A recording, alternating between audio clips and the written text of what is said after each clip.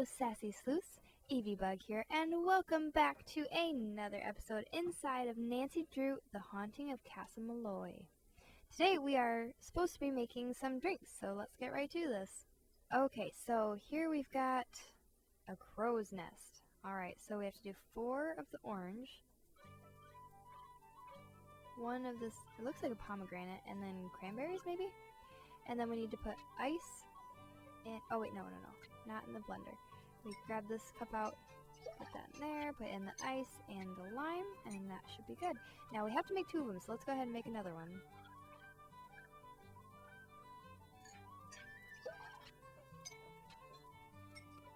Okay, now this one, Afterglow. So that is going to be 4 pineapple, 4 orange, and 1 pomegranate. And we have to make 2 of those as well. So let's do another one.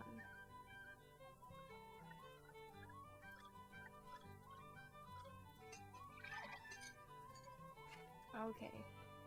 Well, this looks simple enough, doesn't it? Just gotta do 1 of these. Now, we should be rinsing this glass in between, but apparently Nancy doesn't care about, mixing drinks with things that they shouldn't be. Okay. You do All done fine, and There we Miss go, Dahlia. all 3. Thank you, miss. Take what's in the tip jar, and the next time you help out, you can keep the tips then as well. Oh, nice. We got 6 pennies. Thank you. That's so generous. You mean crow's nest, girl. Well done. Now, I'm to tell you what happened to the Sassenach, am I? I'm sorry, happened to the what? The The Sassy. Sassenach. The Englishman. The one Kyler was supposed to be marrying. Well, what happened to him is this. The she took him. Oh, the she The took it. good people. Whisked him straight off to their world, they did. By the good people, you mean fairies? You'll not be hearing me call him that. All of us have a name we prefer, and with them, the good people it is. So that's what I call him, and you'd be wise to do the same. Just what are these good people going to do with him? Whatever they please. He's in their world now, and he'll not be coming back. That's as much of the truth as we'll ever know. 'Tis not the first time the good people have seen fit to meddle in the affairs of Castle Malloy. Caused the explosion they did. Explosion? Aye, the one that half destroyed the place. The man who lived there in 1944, Brendan Malloy was his name. He was a scientist, charged with making rocket fuel, people say. Only one summer night, something went terrible wrong. There was a flash, like 1,000 lightning bolts. Then a huge boom sent everything south of the library flying towards the sky. Brendan, his wife, Caitlin, used to own this place, she did. Aye, and their little girl, Fiona. All 3 were lost to the world forever when the place blew. But the blame lay not with Malloy, it was the good people. They'd taken a shine to Fiona, is why, and they knew that little girls, no matter how much they're adored by wee folk or mortals, sooner or later, all little girls grow up and grow old. The good people couldn't bear to see this happen to their beloved Fiona, so they made full sure it never did. Sounds to me like the good people are actually just the opposite. They have their ways, and we have ours, is all. That's just the way of things. Got plans for you, they do. The fairies? The good people? What makes you say that? I meant to pocket your car keys for safekeeping on my way over here, but I couldn't find them. You mean my keys weren't in the car? Aye, that's exactly my meaning. Taken they were. The good people want you to be staying. The name of this place. Just what exactly is a banshee? A woman, one of the good people, as alive as you and me, with wild hair almost as long as the tattered grey robe billowing up around her whenever she appears. Sometimes she takes on the form of a hooded crow, but it's the sound she makes, her terrible wailing, that strikes fear in the human heart. Because when a mortal hears the wail of a banshee, it means someone is about to die. I saw someone with long hair and a gray robe outside the castle tonight. Did you know? It ran across the road in front of me. That's why my car's in the ditch. Not till I was 54 did I see a banshee. To see one at your age, on your very first night in Ireland. A special lass you are indeed. What would a banshee be doing on a road at night? Waiting for you, sounds like. Just waiting for you. Do you dislike all Englishmen as much as you dislike Matt Simmons? Or is he special somehow? I've little use for any Sassnach, but I took a disliking to this one soon as I laid eyes on him. Arrogant he was, cocky, disrespectful, foolish, always touching things he shouldn't, going places he didn't belong. Worse than a stray dog, that one was. What about his friend Kit? Aye, he may talk like a Yank and live like a Brit, but there's Irish in the lad. I saw it right off. Little wonder he's in love with the girl. They'll make a fine pair. Whoa, wait a minute. Kit's not in love with Kyler. Blind, are you now? Loves her, he does indeed. He's all but wearing a sign saying so. He came to the wedding early to make sure there'd never be a wedding. Only the good people saw to that for him. Ah, the luck of the Irish. I'd better get going. Good night to you.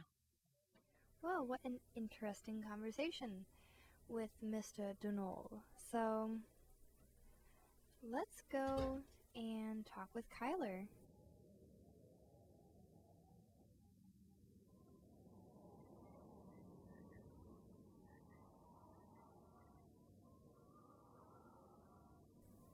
Still just creeping along, just walking like a creepy stalker person. That's just what we do, apparently. Okay, I suppose we could talk to Kit on our way up. What's going on? Oh, never mind. I'll see you later. See you later. Okay? Drop by anytime.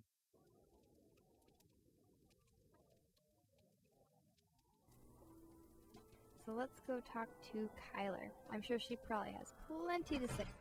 Nancy, splendid timing. I just thought of something you can do for me. There's an old-fashioned printing press downstairs. Have you seen it? No, I haven't taken a good look around down there yet. Just go down the stairs and look for the monstrosity with the big wheel and the levers. You can't miss it. It came with the castle. My great-uncle Brendan had all sorts of gizmos and gadgets and machinery lying around. Anyway, when I saw the printer, I told Matt why not save some money and print the programs for the wedding right here. Problem is, Matt failed to get them done before he turned into the merry prankster, and since I have the mechanical aptitude of a bacterium, would you mind finishing the job for me? You'd only have to print 3 more sheets, and the plate, the ink, the paper, everything you need is right there. No problem. Thank you, Nancy. You're the best. Did you print the rest of the programs? Not yet, but I will. Anything else to report? I'm gonna go play detective now. So we're not even Good going luck. to address the fact that Denal says that Kit's in love with her and that Kit says that Matt walked out. None of that. We're just not going to tell her. We're just going to leave her in the dark. Go figure this out ourselves. Okay, well, let's go do this then. So we'll need to... Ooh, that looks lovely. Okay, so we're going to need to put the black ink on here, put the paper, and press that through. Throw that on the dryer. And there we go. Alan Payne. That's kind of weird. You would think Kit would be the best man. Well, that is strange for sure. Okay, let's make a few more of these programs. It's not that hard. Kyler's just trying to get us to do all of her work. That's probably what it is.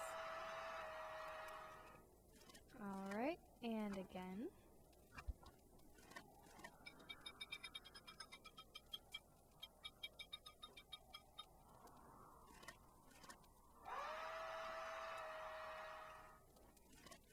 Alright. Do we need to do any more? Nope, looks like that's it. Okay, so maybe she'll talk to us more now? Hopefully. We will go and tell her that we have already finished what she asked us to do. Did you finish the programs? Yes, we did. Yep. But I noticed that they say the best man is someone named Alan Payne. If Kit is Matt's best friend, why isn't Kit the best man? Matt said that's the way Kit wanted it. He got here early too. But when Matt vanished, Alan was certain that Matt was playing a joke and refused to be the butt of it. So he went back to London, saying he'll reappear only when Matt does, and not a moment before. Wow. You know, Seems snobbish. perhaps you should give Alan a call. 0044-020-7946 0481. Yeah, I'll just He may have memorize seen that. Don't something worry. while he was here Don't worry, that I would can help remember you that. find Matt. Have you a phone? not one that works. You'll have to use the phone down the road at the inn. My Can cell you at phone least gets write that number absolutely down no for us? I reception mean, here. seriously. I'd better get to work. Keep me posted. We don't have that great of a memory. Thank you very much. Okay, so let's check out this nursery. Oh, hey! Get out of there! What are you doing? What are you doing? Just stop. Yeah, caught you too. Okay, what did he drop over here? Ooh, a little gem. Okay. What's this? Alright. Looks like we're missing some of these. Okay, what is here? Ooh, a puzzle. We'll get back to that when we are finished looking around the nursery. Ooh, a penny. I think I shall take that. Thank you very much. What is that? Well, it sounds like a crow to me. Ooh, a puzzle. Alright, let's do this puzzle. Okay, so let's see. Blue means to the side of, or above in any direction, to the side of on any floor, but the reds mean directly next to and directly above. So, we've got the pig directly next to this rocking chair and the cow directly above the pig. So those we know for certain. Now, there's quite a few of these armored statue guys, but the cat also has to have a boy underneath it, so it has to go here on the second floor. So then we'll put the boy down here. Then the boy is next to a statue, next to the girl. We'll see if that works. There we go, we did it! Perfect, that didn't take long at all. Oh, no, I'm done with all you dolls. Okay. Let's see, is there anything else to look at? Lapin. Okay. Broken things and random signs.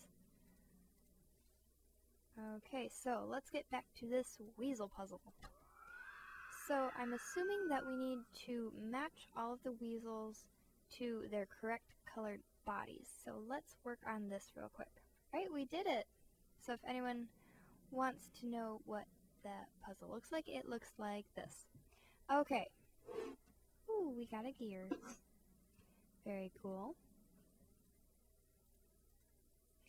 Kind of pointless, but cool. Okay, let's explore the upstairs. That looks cool. And we can't, unless we can do just a really big jump. I can't quite get there from here. Come on, Nancy. Get your jumping shoes on. Let's just do it. Oh, bad idea. Nancy, what were you thinking? You're so reckless. What on earth were you thinking? That was not a good idea, Nancy. Goodness. Can't trust her to do anything. Okay, yes, I would like to try again. Okay, so we can't jump up there, but that was fun. Okay, does Kyler have anything else to say? We did look at the nursery now, lead? so... I found these glasses in the fireplace in the nursery. Those are Matt's. You found them in the fireplace. Did you look there when you were searching for Matt? Of course not. Why would we look in the fireplace? Matt never, ever took his glasses off. Mostly because without them, he can't see 2 feet in front of him. Did he have an extra pair? It's possible. Any normal person with eyesight as bad as his would have had 10 extra pairs. But how did those get broken? Oh, Nancy, maybe he truly is in trouble. Let me do some more looking around before we jump to any conclusions. The glasses could still just be part of an elaborate practical joke. You're absolutely right. Please find him, Nancy. I do so want to strangle him. If Matt was staying in the nursery, where's his luggage? Right there by his cot. It's not there now. But it was there, just last night. I remember seeing it when I peeked in to see if he'd finally decided to reappear. At least, I think I saw it last night. If it's not there now, perhaps Denal moved it, took it to storage or something. Because I know I saw it after Matt went missing. So it's around here somewhere, just like he's around here somewhere. I'm sure of it. I'm gonna go play detective now. Anytime you want to talk, I'll be right here. So she's either right, and he's just playing a prank, or she's in denial like Kit said. We shall have to figure out which. Okay, let's see if Kit has anything to What's say going on? for himself. If you and Matt are best friends, how come you didn't want to be his best man? Actually, I did. But Matt mentioned that it would be a good move for him politically if he asked this guy he knows from work, Alan Payne, to be his best man. And I said, hey, do it. So he did. No big deal. Good talking to you. See ya. All right. Well, can we call Ned back? Is Ned finally going to answer his phone? Because he doesn't even know if we're okay or not. Hello? Hi, Ned. It's me. Hey, Nancy. How come you're not calling from your cell phone? It's kind of a long story. So, are you at the pool party? Yeah. In fact, Kathy and Carrie say hi. So do their parents and everyone else who's here, which is pretty much all of River Heights. You sound funny. I just miss you, that's all. Look, enough about me. I want to hear about Ireland. How's it going? Well, it would be going a whole lot better if the guy Kyler came here to marry wasn't missing. The groom is missing? She thinks he's just playing a practical joke. Wait a minute. You and Kyler are there by yourselves? No, Matt's best friend is here too. So's the caretaker, Mr. Delaney. This guy Matt thinks disappearing less than a week before his wedding is funny? I'm no expert on marriage or anything, but I don't think that's a good sign. Something that kind of looked like a woman and kind of didn't ran across the road right in front of me just as I got to the castle. What do you mean it kinda looked like a woman? It had all this long, wild hair, and it was wearing something flowing, like a dress or a robe. But its face, it just didn't look human. Do you know what a banshee is? You think you saw a banshee? If I were Mr. Delaney, the castle's Irish caretaker, I'd think so, yeah. A banshee, as in the creature that supposedly wails before someone dies. Right. Well, technically it's a fairy, not a creature. Here we go again. You're in Ireland not 2 hours, and what happens? A mystery falls into my lap. A harmless mystery. Don't worry, Ned. You're fine. Right. Kit Foley, Matt the groom's best friend, has a black eye, which he says is because he walked into a door. When a guy says that, it usually means he walked into some other guy's fist. If that's true, that means Kit is lying, which makes Matt's sudden disappearance even more disturbing. It'd make me wonder, that's for sure. Every once in a while, I hear this weird wailing sound, but I can't tell where it's coming from. Has anyone else around there heard it? I don't want to say anything to Kyler about it because I'm afraid it'll freak her out. And I'm not sure I trust anything Mr. Black Eye has to say. What about the caretaker? Mr. Delaney, true blue Irishman that he is, thinks I heard a banshee. You don't believe him, do you? Of course not. It sure is a creepy sound, though. For which there's a logical explanation, I guarantee it. I found Matt's broken glasses in the fireplace of the room he was staying in. What would somebody's glasses be doing in a fireplace? They could have been knocked off his face and landed there. You think he was fighting with someone? That's a possibility. I didn't admit it to Kyler, but I'm getting worried. Relax. Because you know what? If I wore glasses and if I were into playing practical jokes on people, I'd do just that. I'd break them and leave them someplace really weird just to freak out whoever finds them. You're probably right. But why don't you give that fireplace a real good look, just in case? I have the feeling someone at Castle Malloy knows more than they're saying about Matt's disappearance. Someone like who? Right now, I'm probably more suspecting Kit if he was in love with the groom's soon-to-be bride. So I'm going to say Kit. Someone like Kit. It's just real hard for me to ignore that black eye of his. Except it's so obvious. If Kit were guilty of some kind of foul play when it comes to Matt's disappearance, you'd think he'd come up with something better than the old walking into a door story. So are you saying the black eye makes him innocent? I'm just playing devil's advocate. You're the detective, not me. Thank goodness. I'll let you get back to the party. Just be careful over there. I will. Talk to you soon. Okay, so let's try and find a lantern so that we can look around the grounds some more. I'm guessing that a lantern would be in the library. So we will check here first. Let's look all around. Oh, what's that? Oh, we just took a book. We're just like, you know, we'll just take this one. You don't really need it, so we're just going to take it. What's this? Oh, that's what our gear goes to. We'll have to do that in a little bit. Okay. What about here? What's here? Oh, okay, it looks like we're missing 2 things for this puzzle. let's look around at some more things. Oh, okay. So that also probably goes with that puzzle for later. Okay. So let's see, is there anything else? Any books or anything? Oh! Well, this looks like a fun puzzle. Okay, so we need to get all of these over here to charge up something.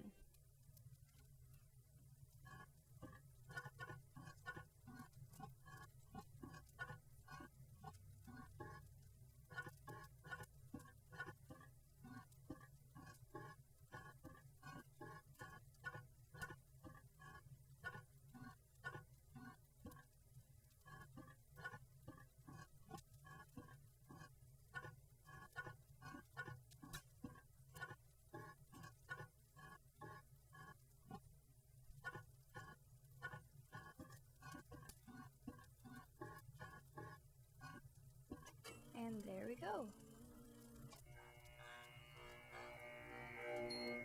This'll come Now in we have handy. a lantern.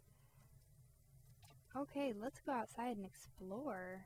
Whoa, Oh, that would have been Not quite a that fall. outside. That's not where we want to go, definitely. Okay. Now we want to go this outside.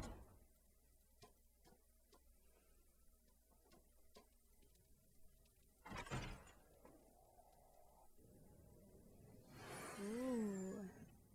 Where are those lights in the tower coming from?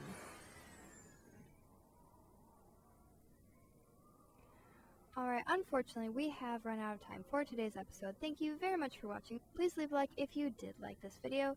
Tune in next time for when we will be exploring the grounds and figuring out where on earth those lights are coming from. See you next time. Bye!